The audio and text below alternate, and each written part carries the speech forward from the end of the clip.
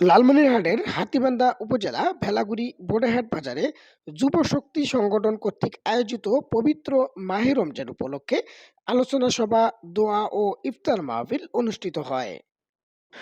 উক্ত অনুষ্ঠানে যুব শক্তি সংগঠনের প্রতিষ্ঠাতা সভাপতি মোহাম্মদ জাহাঙ্গীর আলম এর সভাপতিত্বে আলোচনা সভা শুরু হয়। আলোচনা সভায় বিভিন্ন স্থানীয় নেতারা বক্তব্য রাখেন। স্থানীয় নেতাদের বক্তব্য শেষে সংগঠনের লক্ষ্য ও উদ্দেশ্য নিয়ে আলোচনা করেন সংগঠনের সভাপতি ও সাধারণ সম্পাদক। প্রথমে একটু আমার পরিচয়টা বলে নিই যে আমি এই সংগঠনের সভাপতি মোহাম্মদ রবিউল ইসলাম। আসলে উদ্দেশ্য আমাদের অনেক, ভবিষ্যৎ যে উদ্দেশ্যগুলো আমি স্বল্প পরিসরে কিছু উদ্দেশ্য আমি এখানে যেটা লেখা আছে আমি একটু বলতেছি।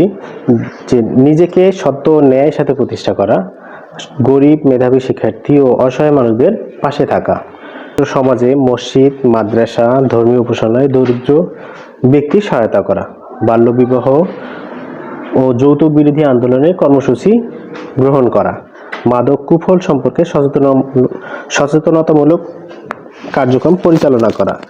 আমাদের এই সংগঠনকে নিয়ে অনেক চিন্তাভাবনা আছে, ঠিক আছে। তার মধ্যে অনেকগুলোই তো আমাদের শ্রদ্ধেয় বড় ভাই রবিউল ভাই অনেক কিছুই বললো।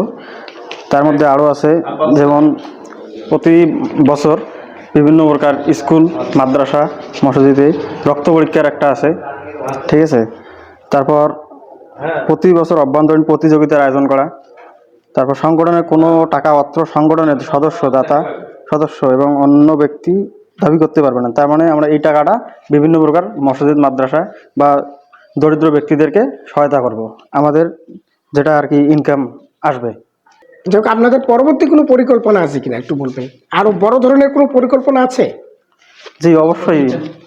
আমাদের এই প্রতিষ্ঠানকে নিয়ে আমাদের অনেক স্বপ্ন আছে।